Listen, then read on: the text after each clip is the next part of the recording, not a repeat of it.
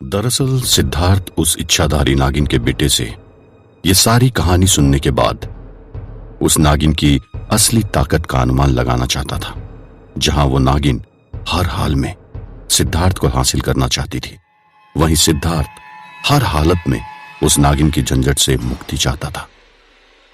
उस नागिन के बच्चे ने आगे कहानी बताते हुए सिद्धार्थ से कहा कि जिस आसमानी ताकत की वजह से बाजों को रूप बदलने की शक्ति मिली थी, उसने बाजों के राजा की इस हरकत से नाराज होकर उनसे वो शक्ति छीन ली। वो ताकत नागों के पास चली गई। फिर बाद में जब वो बाजों का राजा अकेश इच्छाधारी नागिन को लेकर बेपरवाह हो गया, तो एक दिन मौका देखकर उस नागिन ने उसका काम तमाम कर दिया।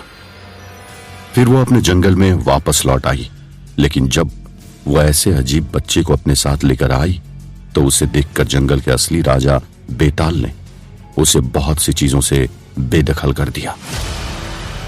बेताल का कहना था कि उस इच्छाधारी नागिन को अपनी मर्यादा की रक्षा के लिए अपने प्रेमी के लिए खुद की जान दे देनी चाहिए थी, ना कि दबाव में आकर किसी और के बच्चे को जन्म देना चाहिए था। उसने ऐसा करके मायावी जंगल के कानून को तोड़ा था और इसीलिए उसकी ताकतों में भारी कमी कर दी गई थी। उसे बेताल की गुफा में दाखिल होने की मनाही थी। अगर वो वहां जाती तो उसकी बची हुई ताकत भी खत्म हो जाती और शायद उसे जान से भी हाथ धोना पड़ जाता। जब सिद्धार्थ एक बार ये सब कुछ जान गया तो वो समझ गया कि उस नागिन की ताकत बेताल से बहुत कम थी और अगर बेताल को काबू कर लिया जाता तो इच्छाधारी नागिन सिद्धार्थ के खिलाफ कुछ भी नहीं कर सकती थी। ये सब सुनकर सिद्धार्थ अपने आप को ताकतवर समझने लगा। उसके अंदर एक नया जोश आ गया था और वो उस बाज को अपने साथ लेकर गुफा के पत्थर को हटाने के लिए एक बार फिर आगे बढ़ा। अब दिन निकल चुका था और लोगों ने अपने घरों के दरवाजे खोल दिए थे। यह सवेरा वीरानगढ़ में कयामत की रात के बाद आया था। सभी लोग रात भर खौफ के साए में रहे थे। वे सभी इस बात को जानते थे कि दिन में शैतान ज्यादातर शांत रहा करता था, लेकिन उनमें से किसी ने भी नहीं सोचा था कि आज की सुबह इतनी खतरनाक होने वाली थी।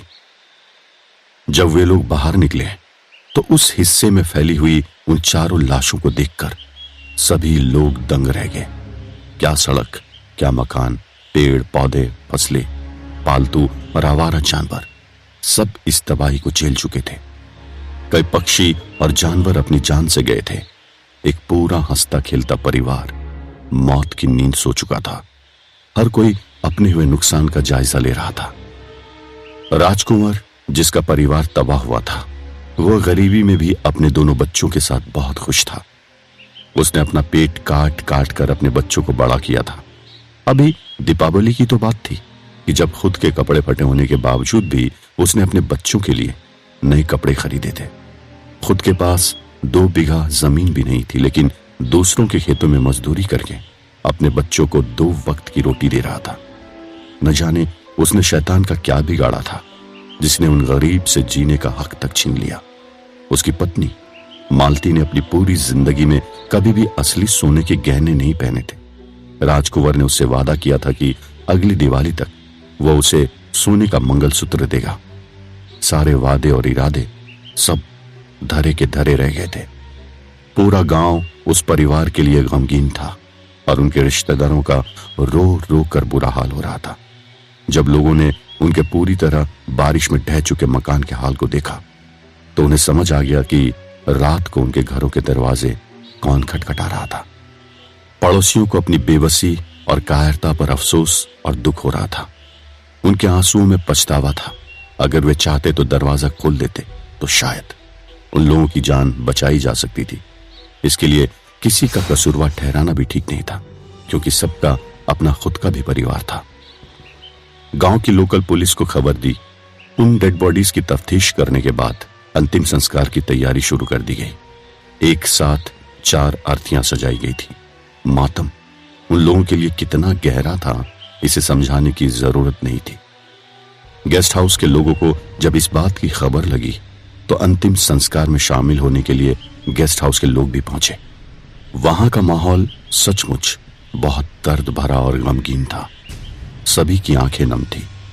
नजरों के सामने एक ही परिवार की इस तरह से चार अर्थीयों को देखकर किसी भी इंसान का कलेजा फट जाता।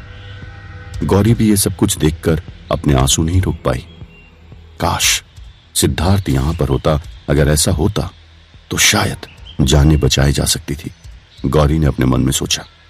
और भी ज्यादा परेशानी की बात तो ये भी थी कि उनकी लाशों को जलाने के लिए गांव में ढूंढने से भी सूखी लकड़ियां नहीं मिल रही थी। रात को हुई इस तबाही के बारिश ने सारे गांव को सराबोर कर दिया था। दोनों ही शमशान घाट काफी हद तक पानी में डूबे हुए थे।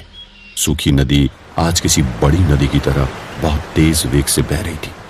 ऐसा नहीं था कि वीरानगढ़ में ऐसी बर्बादी का मंजर कभी नहीं देखा गया हो, लेकिन सुबह सुबह इतना ज्यादा भयावह सीन देखने के बाद किसी के गले से चाय तक नहीं उतरी थी।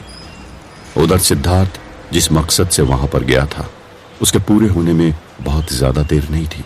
कुछ ही देर बाद उसका सामना उस बेताल से होने वाला था जिसकी शैतान से दुश्मनी थी। अगर एक बार सिद्धार्थ की मुलाकात उस बेताल से हो जाती है तो उसे शैतान के बारे में कुछ न कुछ राज तो जरूर पता चलेगा। जैसा कि उसने अब तक लोगों से सुना था कि ये कोई भी नहीं जानता था कि उस शैतान का कहर वीरानगढ़ पर कब से जाहिर हो रहा था। इसका मतलब वो शैतान सैकड़ों सालों से उस जगह पर हुकूमत करते आया था। अब अगर ये सारी बातें सही थी तो सिद्धार्थ को इस बात का पता लगाना था कि आखिर वो शैतान उससे 800 साल पहले हुई किस घटना का जिम्मेदार ठहरा रहा था।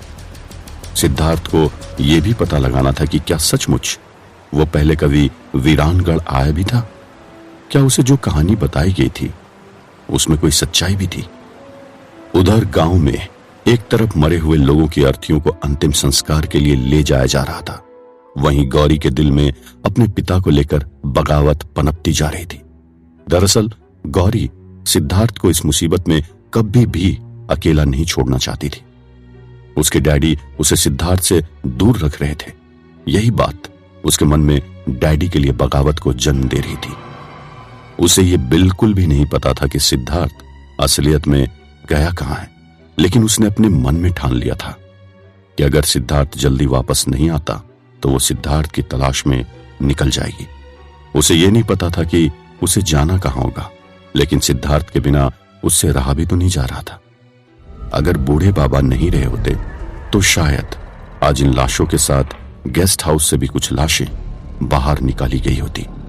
सिद्धार्थ के वहां मौजूद ना होने के दौरान बूढ़े बाबा ने जो सब लोगों की जान बचाई थी उससे यकीनन सिद्धार्थ उनका कर्जदार हो गया था।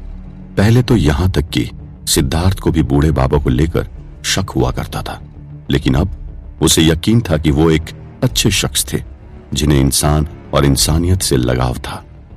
वहां गुफा के अंदर उस नागिन के बच्चे ने सिद्धार्थ के साथ मिलकर उस पत्थर को वहां से हटाने की कोशिश शुरू कर दी थी। सिद्धार्थ उसकी चोट से हो रहे प्रहार को देखकर हैरान हो रहा था। ऐसा लग रहा था जैसे कोई स्टोन क्रशर की तरह मशीन हो जो एक ही पल में पत्थर को बारीक कर देती हो। जैसे ही वो पत्थर टूटकर बिखर गया, सिद्धार्थ अपनी आंखों के सामने का नजारा देखकर हैरान हो गया। उसने देखा एक बूढ़ा आदमी एक चट्टान पर बैठा हुआ था। उसके कपड़े दूध की तरह सफेद दिखाई दे रहे थे। लंबी दाढ़ी और खुली पीठ थी। उसके पास से एक अजीब सा सफेद धुआं उठ रहा था। वो बहुत दुबला और कमजोर लग रहा था। क्या सिद्धार्थ को जो बूढ़ा आदमी दिखाई दिया था वही असली बेताल था?